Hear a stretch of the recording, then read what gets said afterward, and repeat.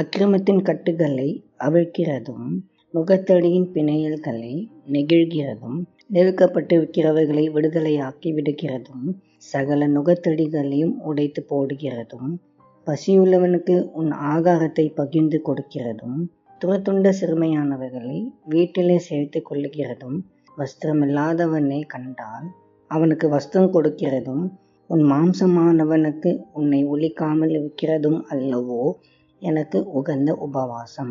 ஏசாயா 58 வசனங்கள் 6 மற்றும் 7.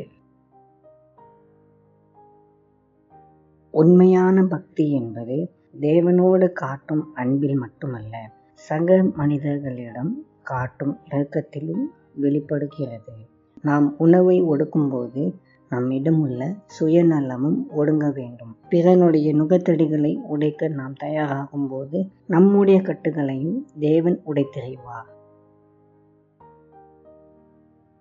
அன்பின் பரலோக தந்தையே, இந்த நல்ல நாளுக்காக உமக்கு நன்றி செலுத்துகிறோம். கர்த்தாவே, இந்த நாளிலும் உம்முடைய கிருபையினாலும் இரக்கத்தினாலும் எங்களை வழிநடத்தும்.